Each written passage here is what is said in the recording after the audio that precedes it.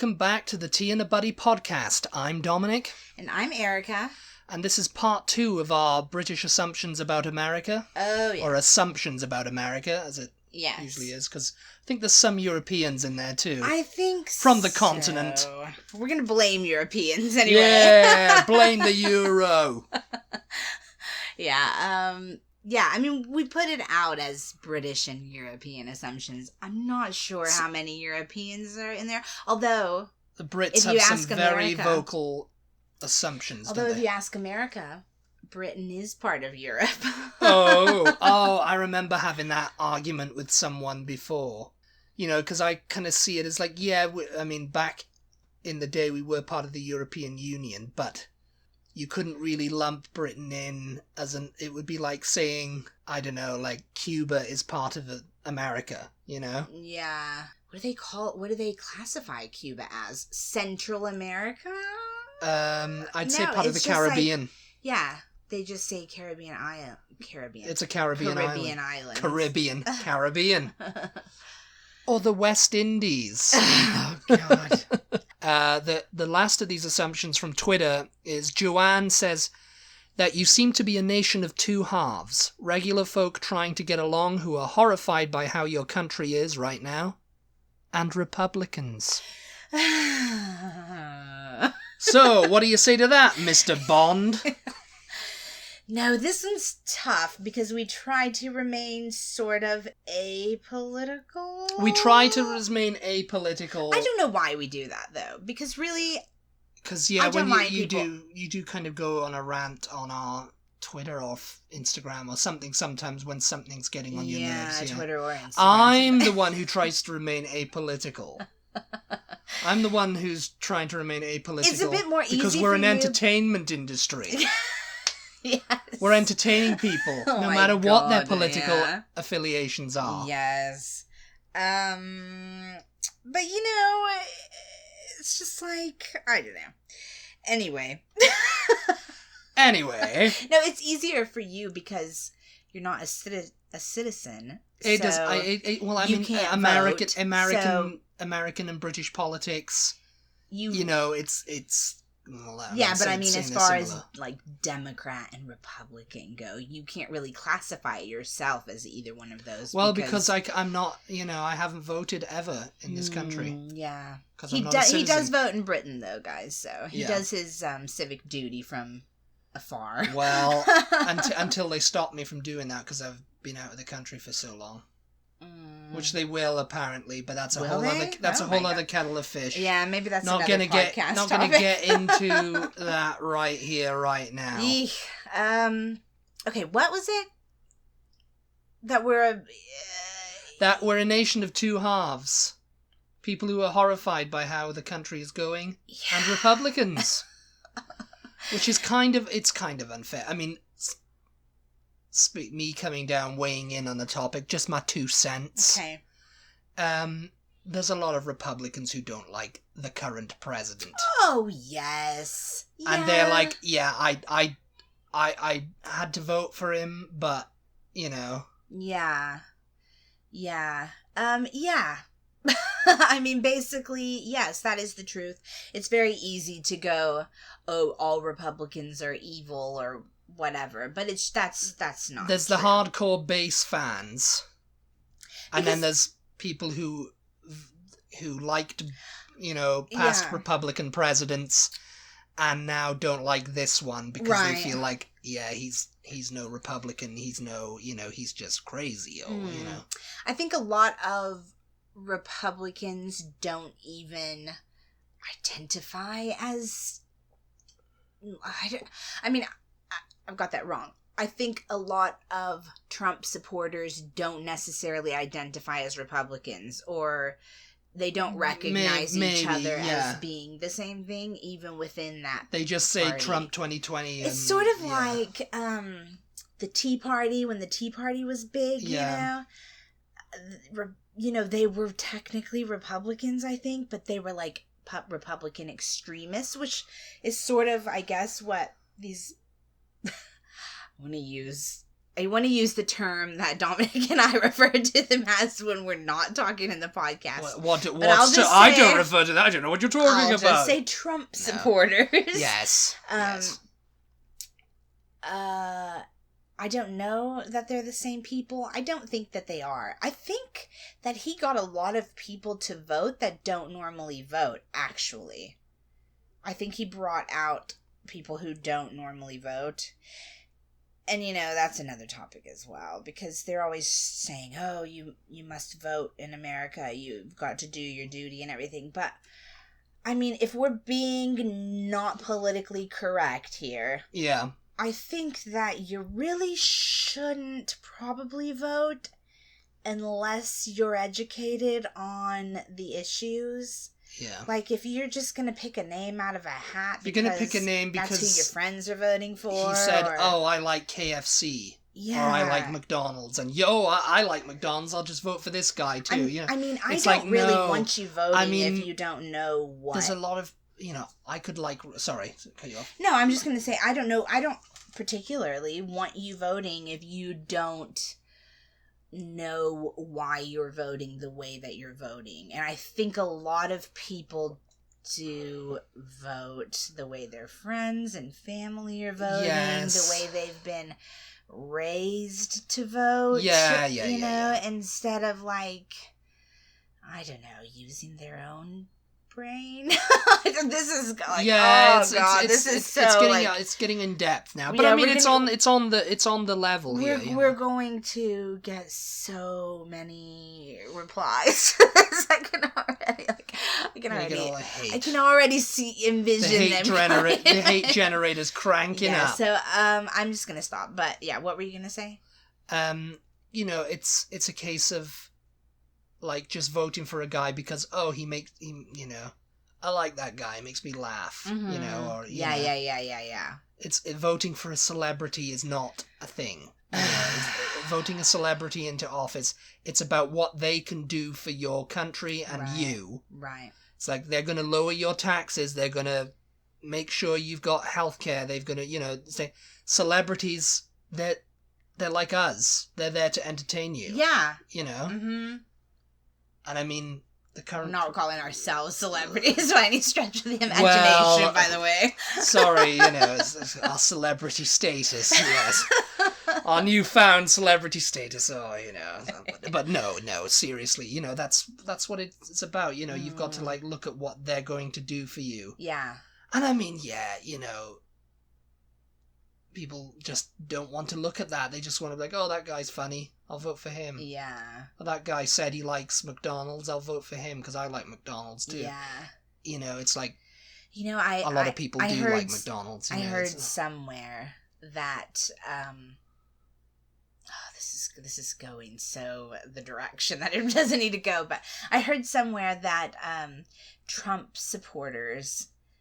like Trump not for what he does for them or has done for them, but for what he says against the people that they don't like and what he does against the people that they don't like. Yeah, that's all they're focusing on. Which is basically just the negative rather than the positive. Yeah. Because when you think about it, how many positives have there been since he's been in office? I mean, I guess it depends on what you consider to be positive, I suppose, but... Anyway, as far as that assumption goes, I'd say that's an easy way to look at it. That there are people who care about what's going on, and then there are Republicans. But it's not really fair, and it's not really accurate. Let's be honest, because there are a lot of people who just don't care either way, unfortunately. Just don't care. And then we're totally forgetting about those people. I don't care. Just get on the... They're just going to work. Yeah. They're living their lives, and they just kind of... They don't really realize how much all of this kind of politics actually do affect them. So they think it doesn't. They think it doesn't. Yes, yeah. They think, oh, I don't care. My job is here. My car is Trump, running. Biden, who cares? The 7-Eleven down the street still sells my favorite candy. I'm fine. Yeah. I'm okay. Mm-hmm. Yeah. But it's like, Or, oh, I've been out of work, since Democrats been in office, since Republicans been in office. I don't see anything's changed. Yeah. You know what I mean? Yeah. Yeah. So, anyway. The next... We're moving along now. We are divided, though, so that part of the assumption is true. There is a lot of division in this There's a lot of division right now, yeah. Mm-hmm. Well, maybe all the time, but yeah. Well, maybe all the time, but there was that whole Civil War thing. Yes. That's where it all started, everybody. Ike Laudius commented, "Many Americans are poorly educated about the rest of the world. Many are obese." That's a common one I've heard. Yeah. Like you with the bad teeth and the bad food about Britain, it's like, oh, Americans are stupid and eat fast food all the time and are huge. Yeah. And then they're basing that off one, the generic American tourist who comes over with the big beer belly. And, yeah. And yeah. I say beer belly. It's not a beer belly, is it really? Yeah. I mean, most of these... It might be, but you never know. I mean, we kind of talked about in the previous one how negative these assumptions are. Very negative. About America. Bad machine. Rather than the American assumptions about Britain or Europe. Yeah. But they're generalizations. Again, they're generalizations. They're just obviously... it's stuff that's because American movies like to portray America as the hero. Yeah. Hollywood likes to say, "Oh yeah, American saves the day," and it's like I mean I can't think of any specific movies, but it's usually geared towards that. How great America is. Mm-hmm, yeah. And then you've got just kind of like like these negative assumptions. That's where those negative assumptions come from. Like, oh, it's not so great. You don't know what you're talking about. Yeah, yeah. They're all fat and stupid and get out of there, whatever. That kind of... Yeah. It just generates negativity. I mean, I think that the obese... Did they use the word obese or did they use the word fat? Whichever. Obese. I mean. Yeah. They didn't just say fat. I think the obese comment is valid enough because there have been a lot of It's because of the fast food culture. Well, no, I think there's actually been plenty of studies out that say that we are one of the most obese, if not the most obese, I'm not really sure, country in the world, and they've studied the people, they've compared them to other parts of the world, and, they found that to overall, you guys, we are super professional. I'm so sorry if you hear, there's children playing outside. There's children playing outside. They're having a great time. They're living their lives. They're living their lives, the neighbors' kids, yeah. We have to let them. I have to let them live their lives and say, "Hey, you kids! You kids, get off my lawn! Get off my damn lawn!"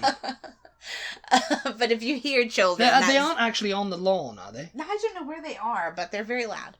Anyway. We don't have a lawn.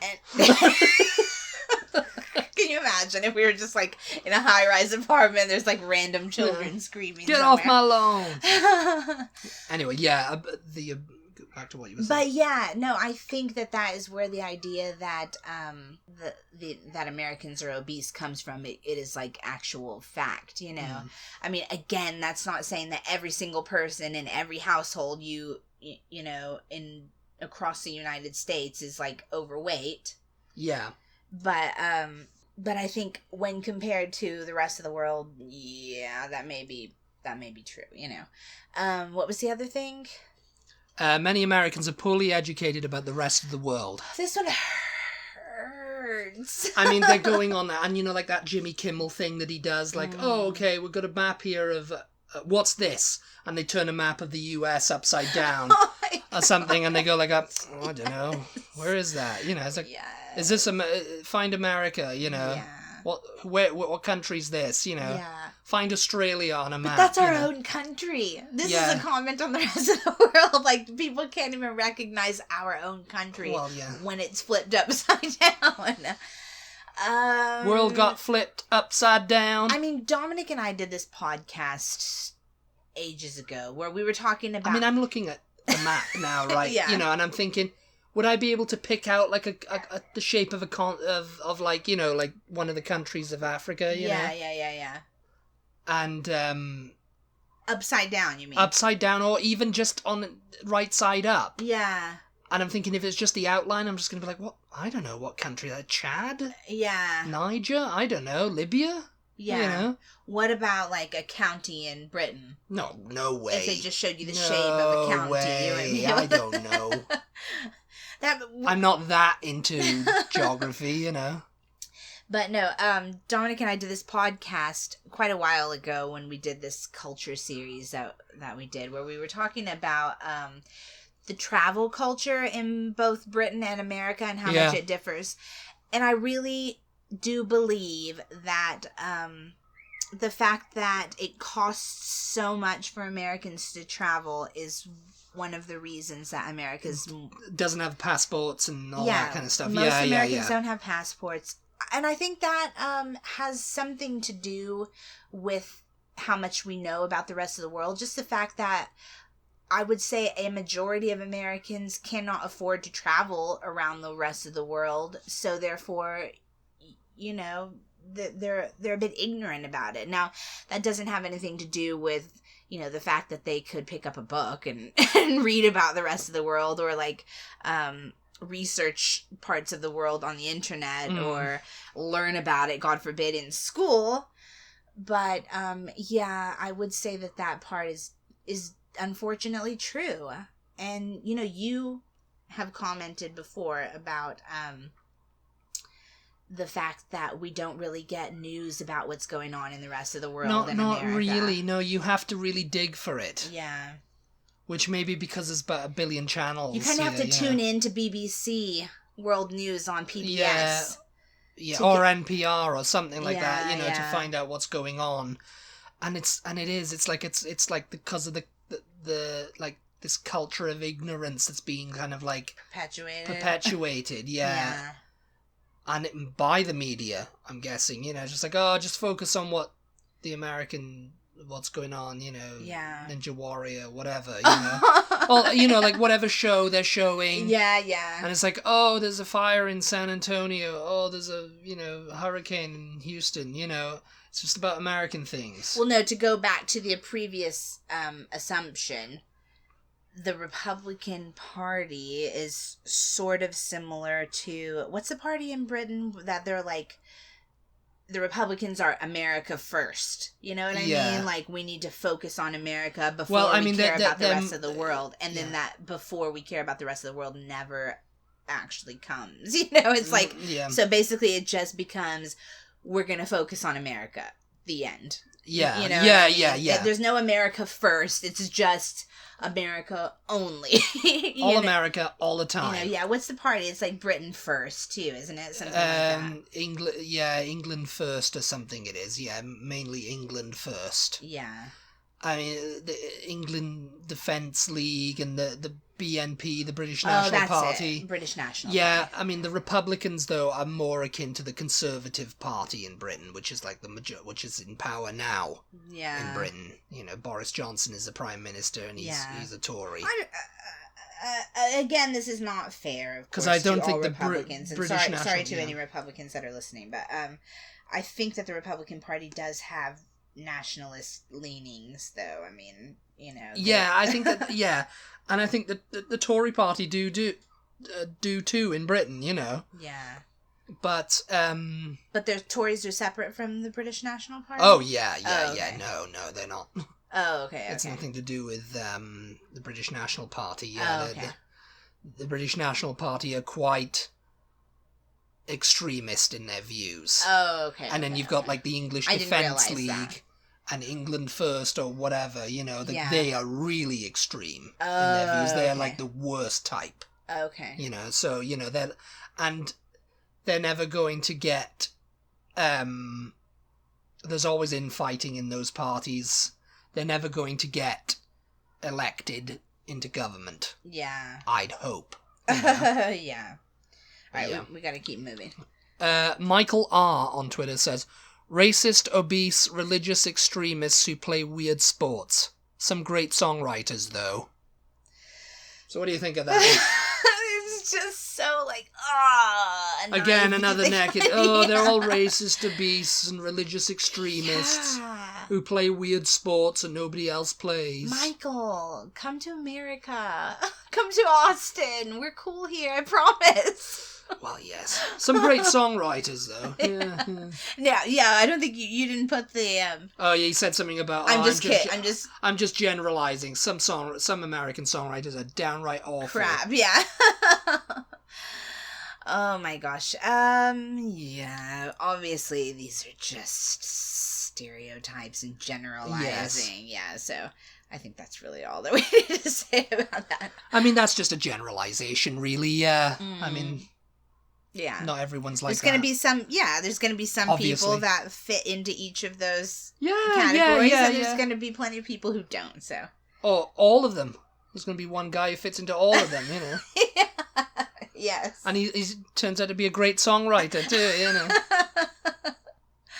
Oh, my God. Okay. But yeah, the next portion of this, you know, because that was the end of the next portion of the program. Next portion of the program for you all. Yeah. This ties into the assumptions. This ties into assumptions. Yeah, it's from Rick Steves' blog. You know, everybody know who Rick Steves is? Yeah. He's a travel writer. Mm-hmm.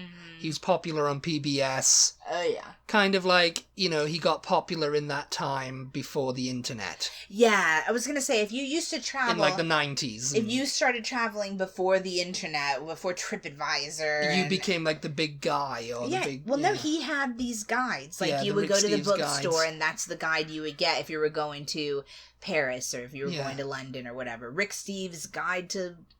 wherever, Rome, Italy, you know, and he would have in there everything there is to see and a little bit about it, and maybe even like how to get some places or tips on what to pack. And what to do and customs and all that.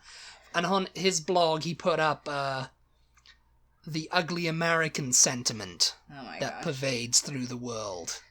Okay, so are you going to read part of this and then we'll just react to it? Or how do you in Europe, anyway. I'm just going to read a little bit of it here. Okay. And he said, Europe sees two kinds of travellers. Those who view Europe through air-conditioned bus windows, socialising with their noisy American friends, and those who are taking a vacation from America, immersing themselves in different cultures, experiencing different people and lifestyles, and broadening their perspectives. Europeans judge you as an individual, not by your government.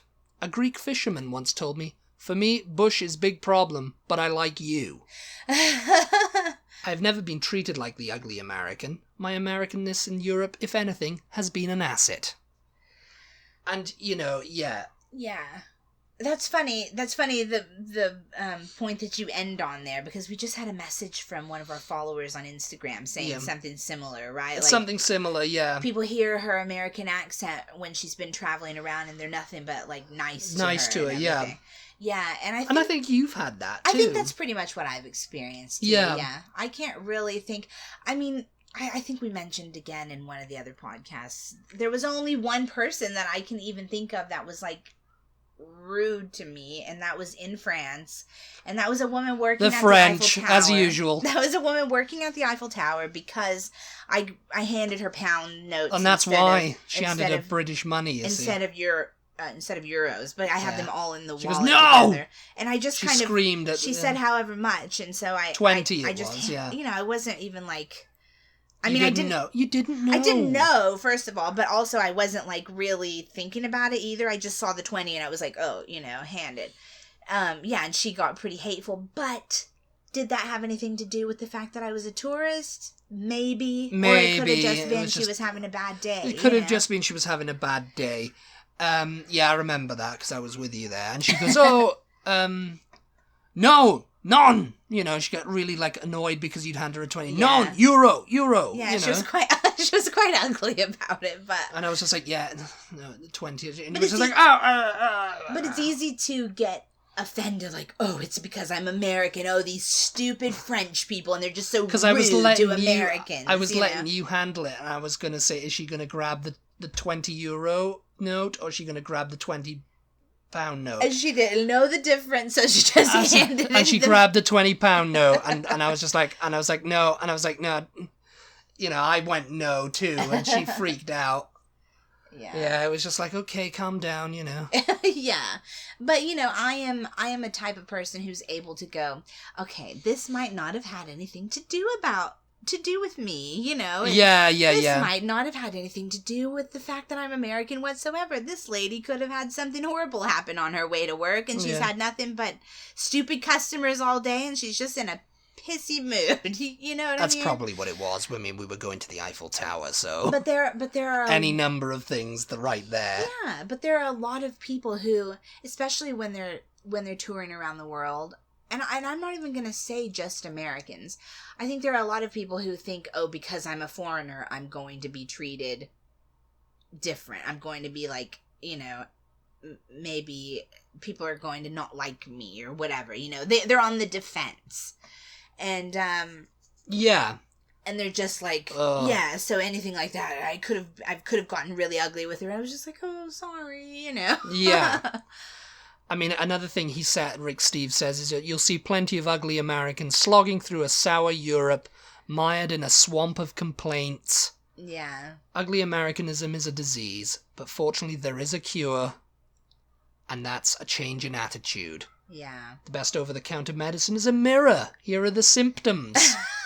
And I mean, you've seen them. I mean, everybody's seen the symptoms, like the ugly American. He criticizes strange customs and cultural differences. Let me tell a little story. About we're going to have a story now. Someone that you and I both know, who shall remain nameless, who traveled to Europe as a young person and did not have a great time. Got bit by a spider. Eventually had to come home because it was like it was a deadly spider or something. I don't know. We'll call this person Clark Griswold. And they told me that it's all old and dirty over there. I don't know if you're gonna like it. Everything's pretty old and dirty, And I don't know if you're gonna like it. Old, dirty, and spiders. And I can't. Spiders that bite me. I can't speak for the dirty because I imagine that depends on wherever you're staying or wherever you're going. But the old, yeah. It's like, yeah. It's very old over there. I know the idea that it is old over there. Yeah. It's quite old. It's very aged. You know what? That does not deter me. It's getting up there in age. In fact, that's something I'm quite looking forward to, is the oldness of it all. But yeah, there's so many Americans like that. Oh, it's old and it's run down. It's. And granted, this was quite a while ago, so maybe it had something to do with the fact that there was a bit of a recession going on at the time. Yeah. I know that, and it sounds a bit crazy to say, but World War II, like cleanup and restorations and rebuilds and everything, were going on for decades after the war, weren't they? Well, yeah. I mean, I really don't think they ended until like the mid 1990s, really. Yeah. So it's just like, I take those things into consideration, and it's just like, yeah. Clean up after the war. Just get yourself a dustbuster and you'll be fine. But yeah, what are the symptoms? But yeah, criticizes strange customs and cultural differences. Yeah. Doesn't try to understand that only a Hindu knows the value of India's sacred cows, and only a devout Spanish Catholic appreciates the true worth of his town's patron saint. I mean, it's just like, oh, what are they doing that for? Yeah. That's stupid. What do they do? Why are they doing that? Yeah. I'm trying to think of an example, like, oh, why do the guards march back and forth in front of Buckingham Palace like that? That's the point? Stupid. The Queen's... I heard the Queen doesn't even live there most of the time, Yeah. That's just stupid. Why are they doing that? And of course, the next one is demands to find America in Europe. Oh, Throws a fit if the air conditioning breaks down in a hotel. Yeah. Insists on, like, orange juice and eggs. Sunny side up, of course, for breakfast. Long beds, English menus, punctuality in Italy, and cold beer in England. He measures Europe with an American yardstick. Yeah. It's like, well, not how we do things in America. Yeah.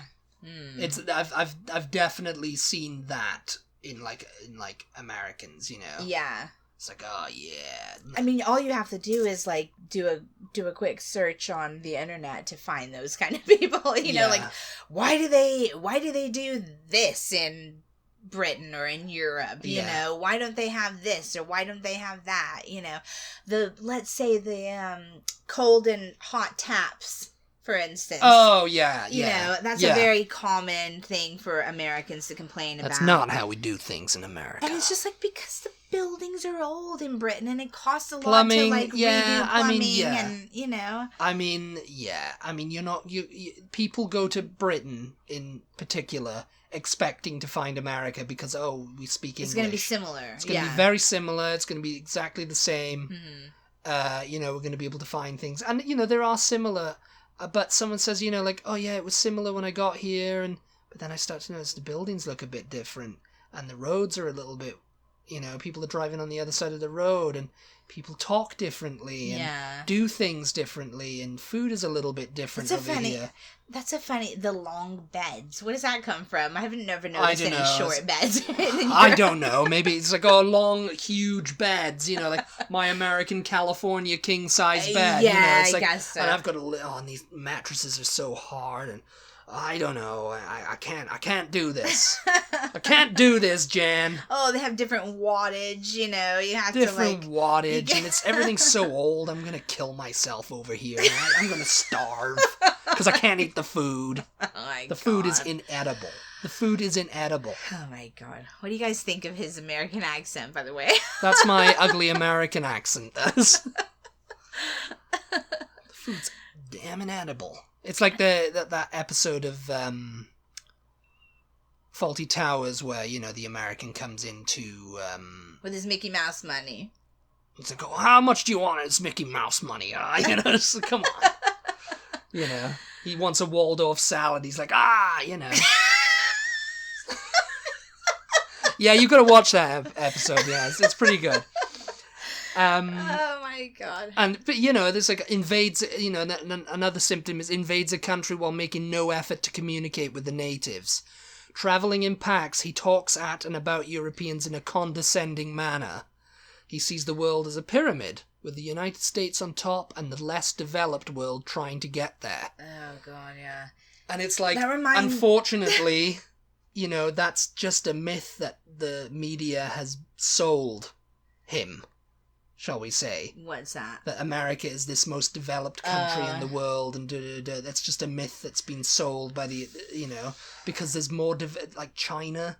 Yeah. Years this ahead. Conversation is so difficult for me because I don't want to, I don't ever like it, or it feels to me when I watch vloggers or read articles or something of Americans who have spent a lot of time in Europe or in Britain or just abroad in general, and they're sort of bad-mouthing America because they have learned all the kind of negative stuff about America that you don't really think about a lot when you're just living your everyday life in America. Yeah.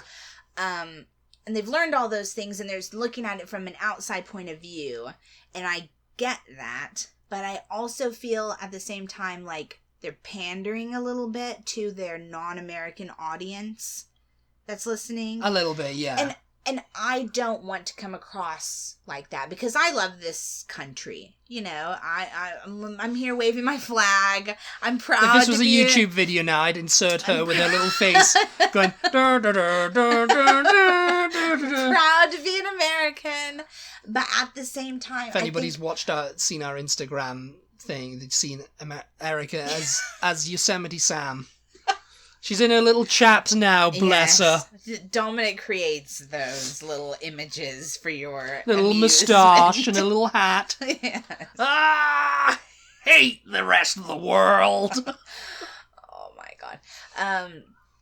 But anyway, I think that you can be someone who has your eyes open to the negative aspects of America, but who also, at the same time, loves this place because this is where you were born and raised, and you want it and you hope that it can be better at some point. You know what I mean? I think you can be both. I don't think you, just because you're woke to the... I'm woke. Just because you're woke to the negatives, and there are a lot of them. I'm not trying to, like... Yeah, I mean, and the rest of the world, and, you know, like, Europe and the rest of the world has a lot of negatives, I think too. so. I think, yes, that is it, isn't it? You know, the people who think their country is perfect are just like, yeah, you need to... People are the same wherever you go. Yeah, it's just like, it's the same. It's the same everywhere. You know, nobody is any better than anybody else, basically. There are goods and there are bads everywhere. Yes. And the end. I'll step down off my soapbox now. I mean, you know, the classic ugly American question overseas is, how much is that in real money? Oh my god! But that was something that went out in like the 70s. I mean, that is, how much is that in real money? How much is that in dollars? You know? Yeah. And it's like nowadays, it's like I think the euro is like the top currency now. The dollar is not what it once was. I don't know if the euro is or not, but yeah, it's definitely the dollar. No, the dollar is. The dollar is pretty worthless. Yeah, I mean, back in the 70s, 80s, and 90s, yeah, there was nothing to touch the Yankee dollar. That was like the top dollar. It's so obnoxious. Real money. Oh, puke. It's like, because everything else is Mickey Mouse money, Monopoly money, you know? Yeah. It's just like, oh, this isn't real money. I don't know. You know? I mean, I say it's a fair enough question if you are just converting it in your head, you know, okay, how much is that in American money? You know, how much am I actually spending on this? You know, but to actually condescend to a European or a British person and go, how much is that? And how much is that in real money? Oh, you deserve a freaking smack if you ask that question. But yes, I mean, that was it. That was it. Sorry. Goodbye, everybody. I mean, you know, we're way over time. Yeah, we are over time. We need to go. We appreciate you guys listening. Sorry we ramble on a bit. Sorry if this is a bit politically charged for your liking. Yes. Most of our podcasts are just light and airy. Light, airy puff pieces that are designed for just a snack. Yeah. But thanks for tuning in. Yes, do all the things. We hope you enjoyed. Follow us on all the social medias. We are on YouTube also. Some point videos will be coming, but if you want to subscribe to us on there, we post our back catalog of podcasts so that you don't have to... we're uploading them with like fancy graphic titles. Are they fancy? They're fancy, okay? Okay. They got podcast, whatever number it was on them, and all our social media stuff, so they are fancy. I just want to make a quick little note that if you do listen to our podcasts on YouTube and you're kind of like going in order, we have a playlist on there, like listen from the beginning, and you can listen to them in order from the beginning. Every once in a while you might notice that, oh, this goes from number 5 podcast to number 7. Yeah. And that's because... number 6, let's say, had a copyright issue, so we didn't upload it for that reason. Yeah. So if you don't find it on YouTube, go searching for it on Anchor or Apple or Spotify. Whatever. And we've had some problems with the Apple showing up in like series 1 or something we were alerted to by a follower. Mm-hmm. There's nothing we can do about that, I'm afraid. That's on Apple's end. That's on Apple's end, and it doesn't look like they're going to do anything about it, but who knows? Maybe it'll get fixed. But yeah, we're on Stitcher. We're on Spotify. We're on Spotify. I don't even know what the names of all of them are. Yeah, we're on several. I think we're on 9 platforms in all. Yeah. So just look out for Tea and a Buddy. Yeah. And our faces. And the easiest way you can support us does not cost you a thing. All you have to do is listen to our shows. Sorry about that. Listen, learn. Like. Yay! 3 L's. You know what? I'm not even going to add to that. Listen, learn, like. Thank you. Good night. We'll talk to you next time. Bye.